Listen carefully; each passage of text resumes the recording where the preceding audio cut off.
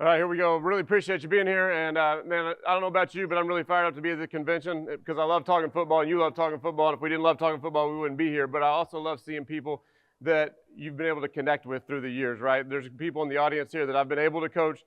There's college coaches in this room that recruited my school when I was a high school coach. And those are connections that will last forever. So I hope you really appreciate Mario and his staff and all the professional development opportunities they put out there for you and take advantage of them. And I tell you this, I see a lot of young coaches in the room, and man, it's awesome that you'd come in here and listen, and I hope you take a nugget away from it that you can take back to your players. But I tell you this, just make sure, go have a good time, hang out with your buddies, but get up and enjoy the experience. Probably somebody paid for this experience for you, not out of your pockets. You make sure they made a good investment by sending you here. And that's just kind of my message on AFCA. I think it's an unbelievable 2-3 days to help you in what we're doing. Now, we'll talk some receiver play. Here's one thing I really believe in. I've been going to the convention for 20 years now. I've been in the meeting room committee. I've stood right at the doors as guys entered and left talks such as this. And so what I really tried to tether the talk to today is this. There's two things I hear most about things that didn't go well for somebody in a buzz session. Number one was didn't talk enough scheme. Okay, so we're going to talk some scheme today. All right? And, just overall, to me, that's what we're here for. That's what we want to do. That's what we want to talk about. So here's how we're going to do this. I'm going to tell you just a brief philosophy of mine, and it's this. Does anybody in this room want their players to maximize who they are as a player? We'd all raise our hands, right? We'd all do that. We all want our players to be the best they can be. And the number one thing that comes down to that is how do you create trust with your players? And we all talk about it. We all talk about trust is important. We all talk about family, okay? There's no recruiting trip that any high school player goes on where the coach doesn't talk about family. There's some places it doesn't happen, but it gets talked about everywhere. So how do you prove that family and trust is really important to you? Matters a long way in what you get put on the field, all right? So to me, I just want to go through a couple things. This is my family right here. Big Cardinal fans. My wife, Christy, if you're not married, make sure you make a good choice because it's going to be really important. It's going to be really important. It will make or break your career. And unfortunately for me, I made a good choice. I am the recruiting coordinator. She was an All-American athlete. I was on the team. I did run a half marathon. She ran a full marathon. I have a master's degree. She has a doctoral degree. That's my marriage, all right? That's her. She's awesome. And so to me, these guys right here, how do you make them a part of this right here? All right, so they're going to come into my house. All right, they're going to be a part of my family. They're going to eat with my family. They're going to eat with my kids. There's my two knuckleheads right there running around with their helmets on. And I believe that every kid should get a Thanksgiving meal. So I'm going to make sure that everybody eats a Thanksgiving meal at my house. I'm going to make sure that we come out, we hang out together, and we do things like that. Here's some other things that I would say if you're looking for ways to connect with your players and build trust is be the same guy. And whether you're a 7th grade coach, I did that for 11 years. This is my ninth year coaching college football. Find ways to build that trust. So here's one thing I believe in. Every time that a recruit gets to our facility, guess where all the coaches are? Out front, high-fiving, shaking hands, giving hugs. Everybody's fired up to see them, right? I mean, that's recruiting, okay? Why would that stop when they become your player? It shouldn't. All right, it shouldn't. So I'm going to be out front every morning. We're a morning practice team. I'm going to get out there. I'm going to shake hands with everybody, come in the building, tell them I'm glad to see them. I hope that one question that you can answer is, do your players know that you are fired up when they walk in the building? The answer should be yes. Your players should know that you look forward to seeing them every day when they come into the facility. Okay, so I really believe in that. Second is this. We're a big believer in recruiting of writing handwritten notes. I just think there's something different about handwritten notes than there is a text message. Text messages are great. You should use them, right? But handwritten notes are really good. So one thing that we really believe in, that I really believe in, is at the end of a practice one day, I'm going to write a handwritten note to our player. And I'm going to say, hey, you did a really good job on this. Maybe today we should focus on this. Because if you wrote handwritten notes to them in recruiting because they were that important, but then you stopped and they started being your player, you're kind of a fraud, all right? So to me, those are some things that you can really prove to your players that you're in it for them because it takes a kid about 5 minutes to figure out whether you're a fraud or not. All right, so going back to making this connection and building this foundation, my kids love football. They're big Justin Jefferson fans. All right, any Justin Jefferson fans in here? Yeah, the guy's awesome. We look forward to watching him play Monday night at the tailgate. But my kids, they don't ask for Justin Jefferson jerseys for Christmas. They ask for Kendon Fusler jerseys, who plays for us and will be a senior in the fall, because they have that connection to him. This is something my kids did at church. It was around Thanksgiving. They said they were thankful for their sister, God, Mom and Dad, I'm glad I made the list somewhere, and Isaiah Jones. Isaiah Jones is a receiver that plays for us because they know him. They've been with him. And those kids, those players start to see how important they are to my kids and other kids and what kind of influence they can be. And it goes and it builds trust. So we'll start with that. Next is this. All right. I really wanted to make a good connection with the audience to start, so you're locked in and you're good to go. So I'm going to make an attempt at humor here. So I'm going to tell you a story that's mostly true. Okay, it's about my 7-year-old. All right, I told you my wife was an All-American. My 4-year-old has her genetics. I mean, that guy, he's a lefty. He can mash the ball. He's going to probably lead the league in tackles and personal fouls. I mean, he's going to be a really good player someday.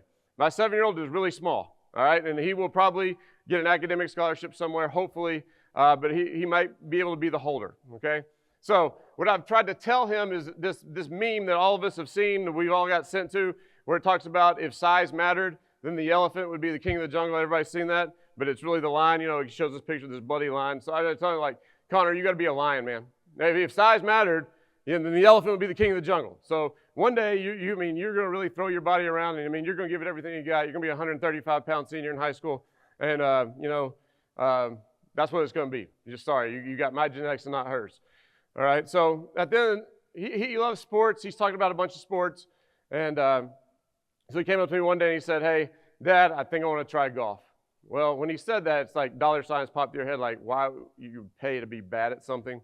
And so I just looked at him and I couldn't think of anything to say. So all I said was, Connor, you're a lion. Lions don't play golf. And he looked at me and he said, but a tiger would. That's all I got. That's all I got. All right, here we go. Okay, so I really believe this. Receivers do better the more unknowns you can take away from them. So I'm going to run this first 10 minutes of this just like I would our meeting room, okay? So we're going to put up the schedule every day. First thing we're going to do is this. I think this is something that has been really meaningful to our players through the years. We're going to put a scout team highlight film up of the previous day. If you're not watching your scout film, I think you're missing the boat there. Those guys that are young, those guys that are maybe walk-ons, those guys that are really fighting for a spot, they need to have their moment where you call them out and you call out the gold and what they're doing. And so we start with a 3-4 clip intro into what they did, and that keeps them going, right? And you know who that helps? The team, all right? Because you want those guys to go down the other end of the field and play fast and play hard, and we want to recognize them, okay? So in this talk today, there's my attempt at humor. We'll talk about the foundation, talk about how we talk about the schedule. I think every receiver group benefits from knowing what we're doing at practice. I know as a player, I hated to be like, what are we doing today? Well, I want them to know we are going to transition from this field to this field. We're going to do this drill. This is how the drill starts. This is how the drill finishes. This is a successful drill. This is what we're trying to get out of it. They should know the why of what you're doing every drill. All right, so then they go to practice, and they're very comfortable knowing what they're going to do because there's plenty of unknowns that are going to show up throughout the course of practice. Okay, so just so you know what you're getting into today, we're going to talk about a few practice drills, a couple focus points that we do individually. We're talking about coaching the receiver mentality. Does anybody in this room have any receiver that if they think if you threw them the ball every play, you'd win every game? Yeah, all of us, right? I mean, every single one of us. We coach receivers. That's what they are. All right? So we're going to talk about that. We're going to talk about how to get them touch plays, using formations, using motions. Watch some film on that. We're going to talk about some explosives and some PAPs that we have done at Lamar, and I'll show you the film of that. And I promise I will get to that. Okay, I've been to a lot of talks too where guys like, I'm going to show a bunch of clips. Right now, that's not going to happen. We're going to get it done today. Okay, so there we go. Some drill work. Well, I really believe you got to reflect core values, toughness, discipline, accountability. That's what Coach Rossimondo has built Lamar on. That should be reflected in the way we do drills. All right, performance values. I talk about being the most physical receiver room in the country, and what that means is this. You know, everybody thinks that's blocking, and sure, blocking is important. We'll get to that. But here's another thing. I really believe you got to practice contested catches. I really believe you got to practice contested catches. I really believe you got to practice yards after the catch. That's physical as well. Okay? I really believe this, that everything that you do in the drill, you should be able to pull it up on the film and say, see, that's the drill right there. If you can't do that, probably a bad drill, need to cut it out. You begin with a single focus, all right? I'm not ever going to line up at the first of practice and say, we're going to work stance and start. We're going to work a stick drill. We're going to get our hands back, our eyes, catch the ball with our eyes. We're not going to do multiple focus drills. We're going to start with one singular focused and then go to multiple focus. I think you got to define how every drill starts, a stance, a start, a finish to the movement. Why? They should know the why. here's a big one for me that was invested in me early on in my career, is every single player you have should be coached with the same quality of energy. May not be the same quantity, we know that. Not all reps are equal. But that guy that's last on your depth chart right now, he may be first. There's guys, as a high school football coach, that I thought in ninth grade, there's no shot they will ever play on a Friday night, and then there they are, and you need them. All right, but you invested that energy in them as a freshman. That's what brought them back as a sophomore, because they got coached because they were cared about, and now there's somebody in your program. Same can be said on the college level too. Okay, I would much rather be a coach that is the do coach and not the don't coach. Don't be the don't coach. Okay, don't fumble the ball, as opposed to have great ball security. Don't look early, as opposed to set your angle for 4. All right, there's ways that we can tell guys what not to do in a way that's positive. All right, throw strikes. I have a baseball background. Any coach that ever yelled at me as a pitcher to throw strikes, I just hit the mute button on. I mean, I get it. I'm a pitcher. A receiver understands he should catch the ball, okay? All of us have yelled, catch the ball. We know that. I get it. But that's not coaching. That's not good coaching. I could say, push your hands to the football, catch the ball with your eyes. And so those are all things that we believe in our drill work, and we have these 5 categories that we're going to divide everything into. Okay, so number 1 is this. Coach Rosamondo has done an unbelievable job at Lamar of implementing ball security circuits. If ball security is not your number 1 thing, I would change what your number 1 thing is, because if you can't take care of the ball, you can't play.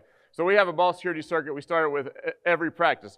Every now and then we don't, so this is something that we do to make sure that our guys, ball security drill, 7th grade ball security drill. But what? They know it's the first thing. They know that it matters. They know they put the ball on the ground. We had 108 touches in the receiver room this year, no fumbles, all right? So you get what you emphasize. That's something you got to do first, all right? So here's this. Again, this is nothing revolutionary right here, okay? This is something every one of us does. We did it with 7th grade football players to seniors in college. But if I can give you maybe some terminology that we use that you can go from talking in and coaching in complete sentences to just bullet points, then that will benefit you and your program. You'll get more stuff done in terms of coaching basic stuff. This is stuff we do every day, stance and start. We have a track stance and a boxer stance. Track stance, off coverage. Boxer stance, in tight. So we're going to get the back knee down. We're going to get off the rock. There's that singular focus. That's all they're worried about. Stance and start. Stance and start. All right, now we're going to move on. We're going to tell them we got to throw our hips through the ground. That's how we're going to stop. Everybody in here teaches us stop. Well, that's how we teach it. We're going to throw our hips through the ground. We tell them it's going to take 3 steps to stop. We're coaching eyes up. We're coaching active hands at the top of the break. And being able to, we tell them when you thought you got low, get lower. Sinking your hips, throwing your hips through the ground. All right, now we're working an angle cut. We talk about feet in your cylinder. Keep your feet in your cylinder. Keep your feet in your cylinder. Okay. Right here, obviously, we're working inside leverage. We're working a little stem step to start, getting our shoulders square and feet underneath our shoulder. All right. Here's where it shows up.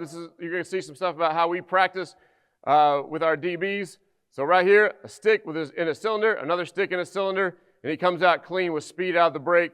Anytime you slow down because you get your feet outside your cylinder, it's going to be a problem. We do a lot of this too. We do a lot of dry route on our DBs. All right, so right there you can see a good clean stick at the top, good change of direction. He puts his head down and runs for a couple steps to create separation. So that's what we call feet in your cylinder. All right, we talked about blocking. Is it important? Of course it's important. All right, we do this with our DBs. This is something we do nearly every day of spring ball. We'll do it a lot in fall camp. We call it the difference drill. We're just working hands inside, pushing one another back, no twisting, no torquing. Just a quick shot on the whistle, get after it, the next guy goes. All right, next thing we do is this. We're going to go one-on-one with our DBs. We're going to have a guy right here, 7 yards off. He's got 1 cut. That's it, 1 cut. Whistle's going to blow. Our defensive coordinator and I are going to run this drill. He coaches our corners. There's our safeties coach. We're all involved. They're working block destruction. We're working hands inside. Good example here, really bringing your hips. That's a 172-pound kid right there, being able to get underneath the pads of a DB and work his hands forward. One way I've really thought has been a good idea that I stole from someone a long time ago is if you're working that drill, an individual, and you have the pad right there, turn it around to where the handles are now facing him. It's just a good launching point. I found that drill. I found that a long time ago. You may all do that. That's something to me that makes a really good impression on where their hands should be on the body. So just take that pad, turn it around, and get some good reps like that. Okay, where does it show up in a game? Right here. We talk about hips down, hands inside, and strain to finish. Okay, working on the leverage outside. And what do we do? Okay, one thing that Coach Douglas, who I'll talk more about in a second, does every week is this. We have a picture of the week, okay? So Coach David Mertens right here, he's a great young coach too. He was one of my helpers early on. Coach Douglas has kept it on. They did a great job of doing this in our meeting room. And I'm telling you, I did this in high school football, and guys would come in and be like, Coach, what was the picture of the week? Who got picture of the week? And I thought, in college football, that'll never work. They will not care. They care. All right? They come in, they ask, Coach, what's the picture of the week? Did I get the picture of the week? Did you see that? Well, there's the picture of the week right there. Being unselfish, being a great team player, straining, working with their hips down to give their buddy a chance to get outside and make a play. All right, here's 4 coaching points that terminology-wise that we talk about in practice. If you come to one of our practices, you're going to hear me talk about these things. You're going to be talking about reducing. You're going to hear me talk about the red line. There's the red line painted on our field right there, so they know where it is. Some people call it hold your highway or whatever. We call it the red line. Being open late, not early. Every receiver wants to be open right now. You got to get them to be open late. We talk about late high hands and catch the ball above your eyes. Okay, so those are some catchphrases you'll hear. It's things that all of you teach, all right? But this is just how we teach it in ways that will make sense to them, all right? At the end of the day, it all has to make sense in their mind, and this is what we found works best. So reducing, okay? This is one thing that I really believe in terms of you may not get all the individual time that you want in a practice. In the spring, we have a lot, okay? In fall camp, we have some. So I would make sure that you take your meeting time, if you're a pre-practice meet time, and be able to get on the field and do some things like this. We would never do this in a full speed setting, but we do this in pre-practice.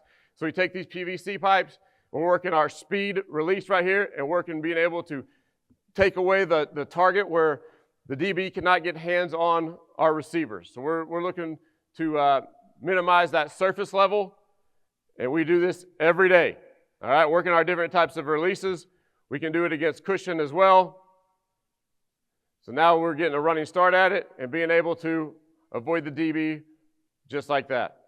All right, so how do we work that? Otherwise, we do a tennis ball drill. We believe that a lot of receivers have basketball backgrounds, and this is kind of like a crossover move right here in basketball. So where they got the tennis ball out, all right, easy to get tennis balls, and being able to just get that shoulder down and turn and reducing their pad level. So here's where it shows up. Watch where he shoots his hands. Now he's got nothing to hit right there, nothing to grab onto, and we got a clean release right there. All right, this is how we work our releases, okay? This is talking about holding the red line, all right? Being able to allow the quarterback enough room to throw the ball. Pad down right here. Drills can be set up very quickly. We're working our speed release right here. And now we're going to make sure we get a reduction right there. So there's the one-step speed. There's the bag to stack on right there so that we're working on getting vertical and holding the red line, and that's in their mind every time. Again, we do this a lot. We work a lot of routes against our DBs. We work releases on our DBs. There you see the reduce right there, and now he's going to stack him and try to create separation at the top. One thing we believe is this, is the faster you can make DBs make decisions, the better off the receiver is. They want to process as much information as they can. Don't jack with them at the line of scrimmage. You can turn on a bunch of cool YouTube clips, a bunch of cool YouTube releases, and they all work great in Skelly, and none of them work in a game. All right, so we're going to really not give them any tools in their tool belt for releases. We're a speed team, we're a speed one, which we'll get to, and a foot fire team. That's it. All right, so we're going to line up and overwhelm him with speed and be able to create separation. All right, then it shows up in the drill right here. I'd love for him to stack this guy a little bit more, but he did get out, use his speed, put his head down and run, and finishes the catch. Again, I'd like to see him stack a little bit more on that red line. All right, here's how we work our speed one. Okay, cone on the ground. That way we're getting depth off the ball, and then again, back to the stack at the end. So that would be a multiple focus drill. All right, I like doing this on a line because when you put the video on, you can tell if you are gaining ground with that one step, which is very important. All right, so I would say that's an okay step right there. Now here's where it shows up in a route. You can see him getting on his heels. That opens up the door inside, and we got an easy completion. All right, now here, this is not good. This is more of a parallel step, almost stepping underneath himself. This is not getting the depth we want on the rep, so he's not threatening him at all. He's allowing him to process information by not gaining any depth, and then he's way too high with his hands. We want a quick chop right here, not a swim move. All right, I put this clip on here because this guy right here, we all have this guy in our program. Guy that just works hard, will do what you tell him to do, will be great technique. This is a walk-on. We have these at the high school level, college level, doesn't matter, just the guys that you know they're going to try hard, they're going to do what they're asked to do. This is a scholarship corner, and with that one step gaining ground, he opens his hips up and is able to get back inside.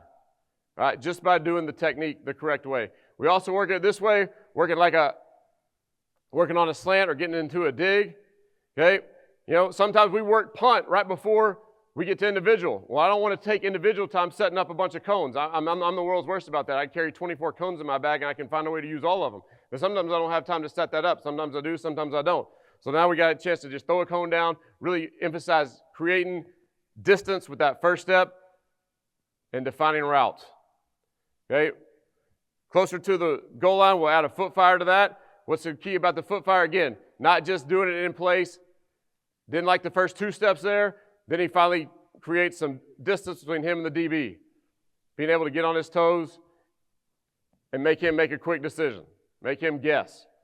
All right, so there, that's pretty good, covering some ground. Really threatening him, threatening his space. All right, here it shows up in the game on the goal line. This did not count. I thought it should have counted. But going back to the actual release, he freezes the DB, gets on his toes, quick move there at the top, and we're out on a fade. All right, going to this, as far as being open early versus being open late, okay? This is one of the worst reps I've seen on film as a receiver, and I firmly believe this. Players are a reflection of their coaches.